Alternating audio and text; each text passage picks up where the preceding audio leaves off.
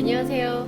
저는 현재 성북구림미술관에서 진행 중인 상념의 공간 조각가의 스케치북 전시를 기획한 김경민 학예연구사입니다. 요즘 코로나19 사태로 인해서 전시를 관람하기 쉽지 않은 분들이 많으실 텐데요. 그래서 저희 성북구림미술관에서는 큐레이터의 전시 해설과 함께하는 온라인 전시 관람을 준비했습니다. 첫 번째 전시는 한국추상철조 분야를 이끌었던 조각가 송영수의 개인전, 상념의 공간, 조각가의 스케치북 전입니다. 지금 제가 서 있는 곳은 1960년대 중반 송영수 작가가 직접 지은 성북동 자택인데요. 그는 1970년 타계할 때까지 이곳에서 거주하였습니다. 이후 반세기라는 시간이 흘러갔지만 성북동 자택 곳곳에 남겨진 송영수의 조각 작품들은 그의 예술 정신과 숨결을 고스란히 담아내고 있습니다. 자, 그럼 지금부터는 저와 함께 성북구림미술관으로 이동하셔서 조각가 송영수의 예술 세계를 본격적으로 만나보실까요?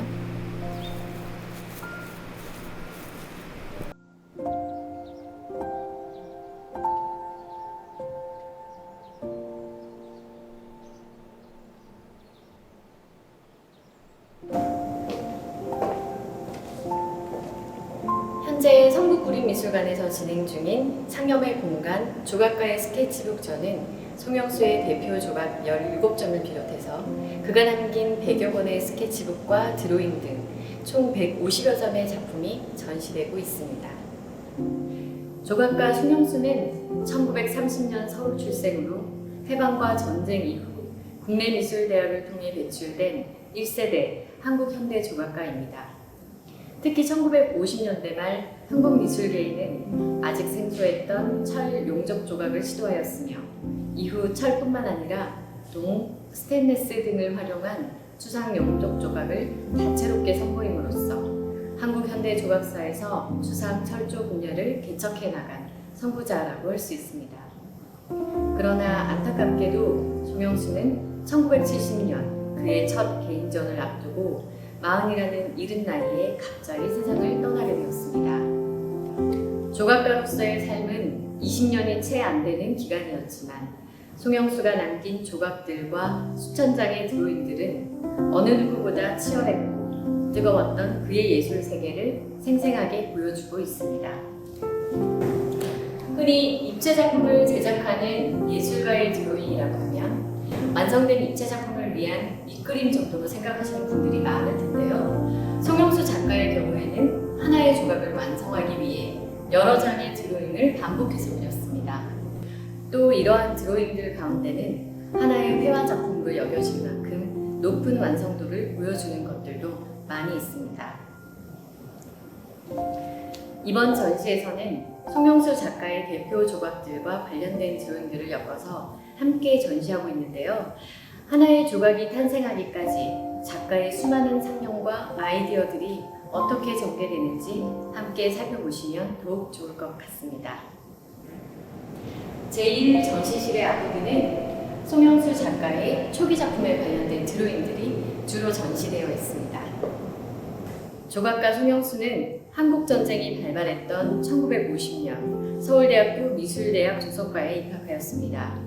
그는 대학 재학 중이던 1952년부터 1956년까지 연속해서 국전에서 특선을 수상하는 등 비교적 이른 나이에 조각가로서의 재능을 드러내기 시작하였습니다. 1950년대 전반기 송영수의 작품은 당시 인체를 사실적으로 표현했던 한국 조각계의 일반적인 흐름에 따라 자매나 가족상과 같은 석고 인체 조각상들을 주로 제작하였습니다. 특히 인체는 송영수가 평생 다루었던 주요한 소재 중 하나로 초기에 그려진 드로잉들과 스케치북을 살펴보면 인체 구조의 조형성과 양감, 그리고 각 형태들의 유기적인 관계에 대한 탐구가 중점적으로 이루어지고 있었습니다. 또 한편으론 당시 미술계에 새롭게 유입된 큐비즘, 즉 입체파의 영향 아래 송영수는 인체에 대한 세부적인 묘사를 생략하고 점차 기하학적으로 단순화시킨 형상들을 주로 그려나갔습니다. 당시 드로잉들에서 나타나듯이 송영수는 이 시기부터 조금씩 추상의 길로 나아가고 있었습니다. 송명수는 1957년 제6회 국전의 추천 작가가 되어 부재의 나무와 효라는 두 작품을 출품하였습니다.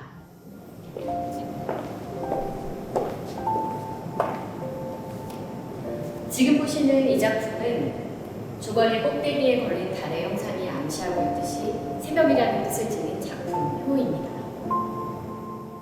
이 작품은 송영수의 최초의 용접 조각이자 당시 한국 조각의 새로운 경향을 보여준 대표 작품이라는 점에서 그 의미가 크다고 할 수 있습니다. 특히 그의 주요 소재인 인체의 구조를 중심으로 나무와 새의 형상을 결합한 작품 효는 그의 이전 조각에서 두드러진 양감의 표현보다는 선과 선이 만나 유기적으로 형성된 공간의 조형미를 더욱 강조하고 있습니다. 이후 송영수는 피카소나 곤잘레스가 시도했던 아상블라주 방식과 같이 철판 자투리를 모아 복잡하게 구성한 수상작품, 교차나 무제와 같은 작품을 제작하기도 하였는데요. 이 작품들에서는 1950년대 후반 한국 화단에 널리 퍼진 앵코르멜 회화의 표현처럼 철의 표면의 거친 마띠에르를 강조하기도 하였습니다. 지금 제가 서 있는 곳은 조각가 송영수의 종교적 신앙을 바탕으로 제작된 작품들이 전시된 공간입니다. 안쪽으로 한번 들어가 보실까요?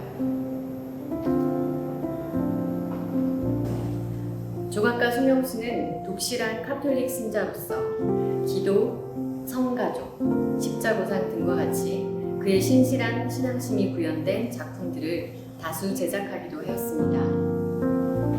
옆에 보이는 이 작품은 1967년 동판 용접으로 제작된 순교자라는 작품으로 제9회 상파울루 비엔날레에도 출품되었던 작품입니다.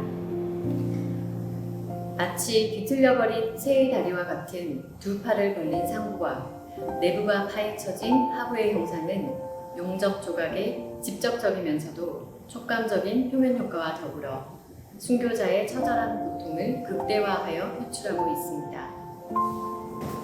특히 여러 가지 재료로 반복하여 그려진 순교자의 형상들은 조각이 탄생되기까지 송영수 작가의 깊은 사유와 고뇌의 흔적들을 잘 드러내고 있습니다. 그리고 맞은편에 전시되어 있는 십자가의 길 14천은 예수 그리스도의 십자가 고난을 14의 장면으로 압축시킨 드로잉 작품입니다. 송영수는 일제강점기를 비롯하여 6.25 전쟁을 겪은 세대였습니다. 이러한 전쟁의 참혹함과 공포, 갈등과 폭력 등 그가 직접 겪었던 처절하고 비극적인 감정들은 핵의 공포와 같은 작품을 통해서 잘 드러나고 있습니다. 현재 유실된 작품 핵의 공포 외에도 핵이 분열하는 형상과 포탄 형태의 받침대로 이루어진 작품 59-2 또한 같은 맥락으로 바라볼 수 있습니다. 앞서 보았던 순교자, 핵의 공포와 같이 죽음과 고통, 전쟁과 갈등 같은 비극적인 정서는 처절하게 절규하는 새의 형상에서도 잘 나타나고 있습니다. 지금 보시는 작품 새는 1969년 제작된 작품으로 앙상한 뼈대만 남은 날개와 몸의 형태, 또 부러진 목과 날카로운 부리 등으로 표현되어 있는데요. 자코메티의 작품을 연상시키는 듯한 이 작품은 전후 사회의 실존주의적인 분위기 속에서 자신의 존재와 삶에 대한 고뇌를 보여주는 듯합니다. 송영수의 작품 핵의 공포에서 보이는 핵분열의 형상들은 그의 작품에서 자주 등장하는 소재입니다. 그러나 지금 보시는 추상조각 영광을 비롯하여 육군사관학교나 공군사관학교에 세워진 공공조형물들과 같이 핵분열의 형상들은 찬란하게 빛나는 해나 별과 같은 형상으로 바뀌어 이전의 비극적인 정서보다는 생의 기쁨과 희망 같은 의미들을 상징하고 있습니다. 이처럼 송영수의 작품 세계는 죽음과 고통, 좌절과 같은 비극적인 요소들과 희망적이고 초월적인 요소들이 공존하고 있다고 볼 수 있습니다. 그럼 지금부터는 제2 전시실로 이동해 보겠습니다.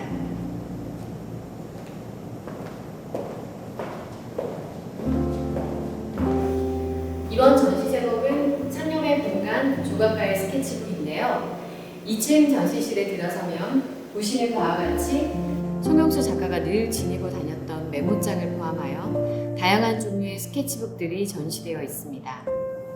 또 스케치북들 사이로 추상적인 형상과 인체, 공공조형물 등을 그린 스케치들이 간간히 펼쳐져 있는데요.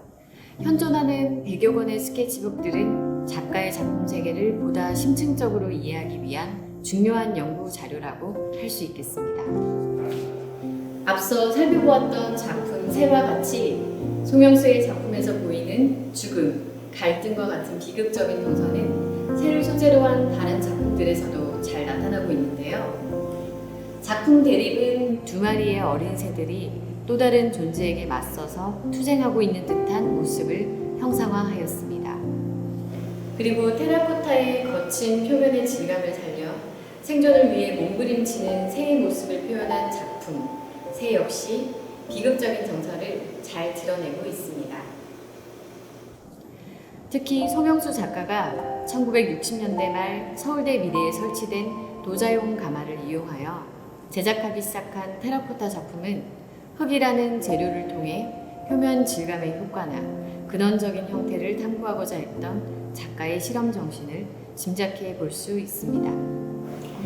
스테인리스를 자르고 두들겨서 용접한 작품 토템은 1970년 송영수가 타계하던 해에 제작된 마지막 조각 작품입니다. 그가 직접 지은 작품명과 함께 둥근 고리 형태로 제작된 이 작품은 마치 영원히 순환하는 생명과 근원의 세계를 상징하고 있는 듯합니다. 우리나라에서는 1950년대 중반부터 다양한 목적의 공공조형물 제작이 성황을 이루기 시작하였는데요. 당시 한국 대표 조각가로 활동하던 송영수는 1966년 발족한 애국선열조상건립위원회 전문위원으로 참여하며 사명대사, 원효대사 등의 초상 조각을 제작하였고 이외에도 육군, 공군 사관학교와 종교시설에 설치된 조형물 등을 다수 제작하였습니다. 지금 보시는 이 모형은 그가 제작한 마지막 공공조형물인 추풍령 경부고속도로 준공기념탑입니다. 이 조형물을 설계하기 위해 밤낮을 가리지 않고 열정을 쏟아부었던 조각가 송영수. 그는 기념탑의 시공을 앞둔 채 너무 과로한 나머지 갑작스럽게 세상을 떠나게 되었습니다. 그의 사후 유족과 제자인 조각가들이 그의 설계도를 따라 세운 추풍령 경부고속도로 준공기념탑은 지금도 경북 김천 추풍령 휴게소 공원에 남아 조각가 송영수의 위상을 당당히 드러내고 있습니다.